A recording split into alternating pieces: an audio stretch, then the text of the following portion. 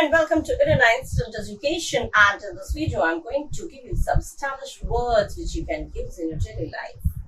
कुछ stylish words मैं आप लोगों के साथ शेयर करूंगी इस वीडियो में, जो आप अपने डेली लाइफ में, अपने डेली लैंग्वेज में, अपने स्पोकन में आप लोग यूज कर सकते हैं और अपने लैंग्वेज को स्टाइलिश बना सकते हैं. ठीक है, सो without wasting any time, let's start the first one. Brash. You are such a brash. तेरा स्टाइल लगता है ब्रैश सुनने में. ब्रैश माने जो एरोगेंट होता है, सुनने में खराब नहीं लग रहा है, लेकिन इसका मीनिंग देखिए, अभिमानी, जो बहुत अभिमान करता है, बहुत ज्यादा एरोगेंट है, उसको कहते हैं ब्रैश. ठीक है, एरोगेंट ना कहते हैं, आप इसको ब्रैश कह सकते हैं. Like example, I had a talk with him. He sounded quite brash. मैंने उसके साथ बात की, लेकिन वो बातों से sounded माने उसकी बातें सुनकर लगा बहुत ज्यादा अभिमानी है, बहुत ज्यादा घमंडी, बहुत ज्यादा एरोगेंट है. तो ब्रैश. ठीक है, मैंने उससे बात की. I had a talk with him. He sounded quite brash.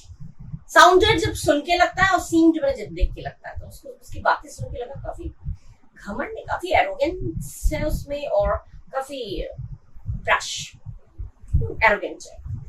Next is dank.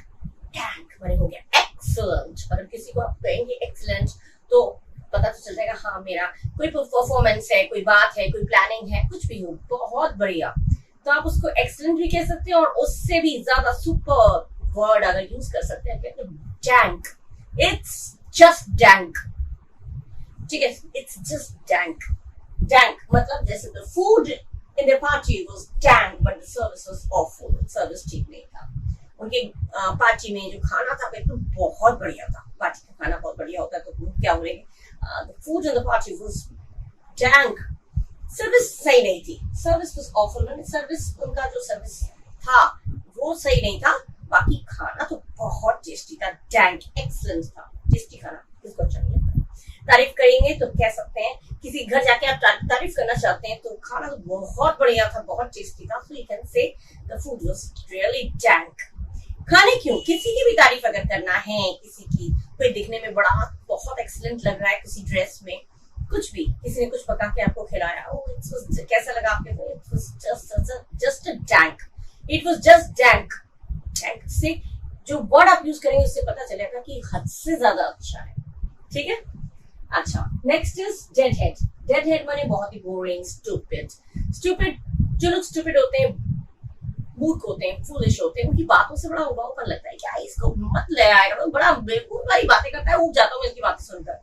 कोई इंटेलिजेंस वाली बात हो, कोई मतलब की बात हो, अच्छी बातें तो सुन के अच्छा लगता है, लेकिन कोई बेवकूफ जब बोलता रहता है, इस बेवकूफ की आता है, बेवकूफ बकबक करता है, उल्टी सीधी बात, बेवकूफी बड़ी बातें करता है, मैं ऊब जाता हूँ उससे. तो ऊब जाना, तो आप कह सकते हैं कि जिसके लिए आप ऊब जाते हैं उसको कहते हैं ही इज अ डेडहेड. डेडहेड इसे कुछ नहीं, बेवकूफ है एक नंबर का. I considered your friend quite smart, but he is a deadhead. मैं तुम्हारे फ्रेंड को काफी स्मार्ट समझता था. कंसिडर मैंने समझता था. मैं तुम्हारे फ्रेंड को काफी स्मार्ट समझता था, लेकिन वो तो डेडहेड है, वो बेवकूफ है. किसी को देख के लगता है बहुत स्मार्ट है, लेकिन जब मुंह खोलता है तो पता चलता है वो बेवकूफ है एक नंबर का. तो कंसिडर मैंने समझना. I considered your friend quite smart, but he is a deadhead. मैं तुम्हारे फ्रेंड को बहुत स्मार्ट समझता था, लेकिन वो तो बेवकूफ निकला. बिल्कुल उबा देने वाला. ऊब जाता हूँ उसकी बातों से, ऐसी बातें करता है. कुछ लोग होते हैं अपने लाइफ में जिनकी बातों से बड़ा ऊब जाते हैं. ये आ गया फिर बोर करेगा ये. बोरिंग पर्सन, बहुत बोर करेगा ये. जब भी आता है बोर करता है अपनी बातों से. बोरिंग पर्सन या फिर स्टूपिड वाले, स्टूपिड है, मूर्ख है, मूर्ख वाली बातें करता है, तो उसको हम कह सकते हैं डेडहेड. ठीक है, आई एम नॉट अ डेडहेड. मैं कोई बोरिंग पर्सन नहीं हूँ. मैं बहुत जहाँ भी जाता हूँ मस्ती करता हूँ, तो डेडहेड यूज कर सकते हैं. Next is spill the T. Now you don't spill the T. अब तुम सारा गुड़गुड़ा मत कर देना. कोई प्लानिंग हो रही है पार्टी में, ज्यादातर बर्थडे पार्टी में हम लोग करते हैं, इसके ये बर्थडे आ रहा है तो हम लोग प्लान करेंगे, ये करेंगे, वो करेंगे, सजाएंगे, उसको सरप्राइज देंगे, कुछ भी होता है तो हम लोग कहते हैं अब तुम जाके सब पर्दाफाश मत कर देना. तो डिस्क्लोज इंफॉर्मेशन. डिस्क्लोज माने राज खोलना, या फिर गॉसिप अबाउट समथिंग, फालतू की चीजों में बक करना, जुटी कुछ भी बातें, गप्पे, मतलब गॉसिप माने क्या, कोई बना के बातें करे जा रहे हैं, या कुछ किसी बात को सबके सामने रख दे रहे हैं जो बोलना नहीं था. दोनों मीनिंग ही होता है, दोनों में ही आप कह सकते हैं spill the T. Spill the T, spill मतलब तुम ये फ्रेज है स्पिल द टी, माने तुम सब रास खोल मत देना, सब गड़बड़ मत कर देना तुम। अब ये गॉसिप क्या होता है, मैंने हम लोगों ने जो बात की सब जगह तुम वही गॉसिपिंग मत कर देना, सब जगह गॉसिप करने बैठ जाओ, हाँ उसमें ये हुआ वो हुआ, हम लोगों ने ये प्लानिंग की, कुछ भी, तो वो गॉसिप हो गया। ठीक है, गॉसिप जो होता है उसमें कोई मीनिंग नहीं होता, बस बोलते जा रहे हैं, किसी की बात सुन ली, कानो कान सुन ली, अरे पता है उसका ये हुआ, उसका ये हुआ, ये वो होता है ज्यादातर लेडीज में, एक बात किसी के मुंह से सुन लिया तो वो गॉसिप करने लगते हैं, उसकी पता है उसके घर ये हुआ, उसकी ये हुआ, हाँ उसकी। तो ये चीज जो है वो किसी की बातों को, किसी के घर से सुन लिया, अरे उसके बेटे को नौकरी नहीं मिली, एग्जाम दिया फेल हो गया, अरे पता है उसे नौकरी के लिए एग्जाम दिया था फेल हो गया, मतलब ये गॉसिपिंग कहलाता है, किसी की बात को सबके सामने पर्दाफाश कर देना, गॉसिप करना। अब इसका सेंटेंस है ना, you don't spill the T, अब तुम जाके सारा पर्दाफाश मत कर देना, मैं फेल हो गया हूँ, मैं किसी को बोलना नहीं चाहता, तुमने सुन लिया और जाके सबक दिया सब जगह, तो वो गॉसिपिंग में भी आ जाएगा। और एक डिस्क्लोज इन्फॉर्मेशन को खोलना, कोई बात को खोलना, कोई राज खोलना, उसको कहते हैं स्पिल द टी। कितना अच्छा है, ठीक है।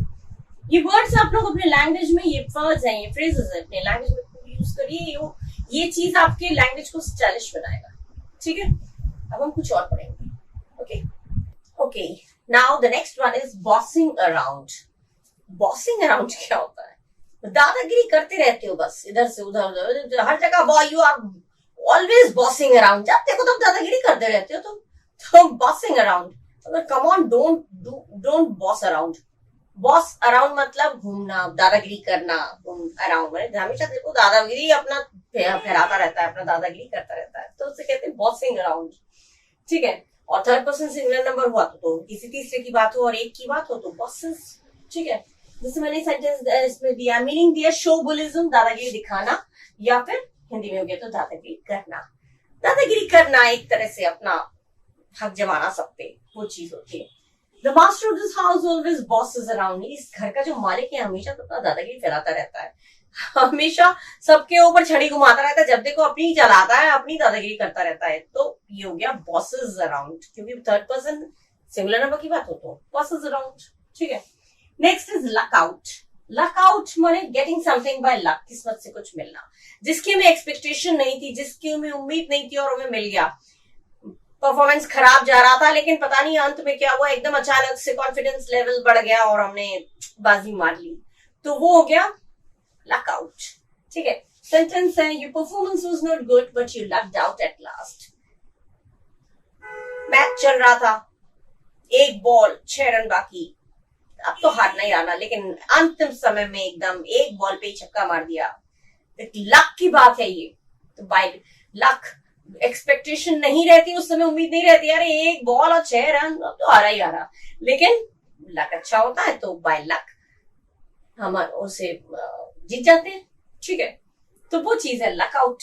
ओ India luck out, locked out, locked out माने लक आउट या लक्ड आउट, लक से मिल गया तो लक्ड आउट, ठीक है।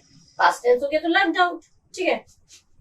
तो तुम्हारा परफॉर्मेंस अच्छा नहीं था लेकिन अंत में तुम्हारी किस्मत ने तुम्हारा साथ दे दिया, ये लक्ड आउट।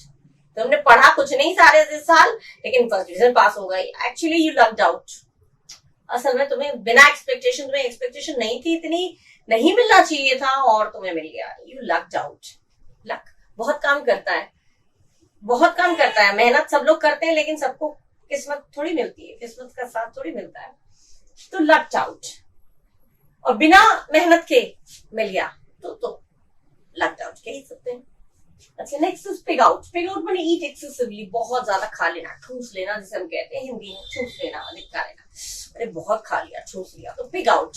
वो don't pig out like this, mummy लोग कहती ना इस तरह से मत ठूसो, किसी के घर गए हो इस तरह से मत खाओ, ठूस ठूस कर खा रहे हो, कितना बुरा लगता है। तो ये हिंदी में बोलेंगे तो कितना खराब लगेगा, ठूस के मत खाओ, ठूस ठूस के खा रहा है, तो don't pig out, come on, have some etiquettes, कुछ तो शिष्टाचार रखो, कुछ तो मैनर्स रखो, इस तरह से ठूस खा रहे जैसे तुम्हें कभी जन जन्मांतर से भूखे हो, तो कम on don't pig out like this, इस तरह से मत ठूसो।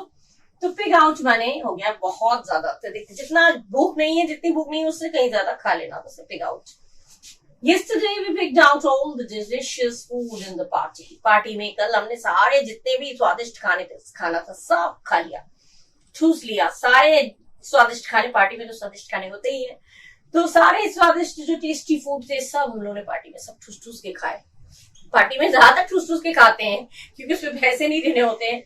ज्यादातर जितना खाते हैं उसका पैसा थोड़ी होता है, पैसा थोड़ा बहुत देते हैं और ठूसने को खूब मिल जाता है।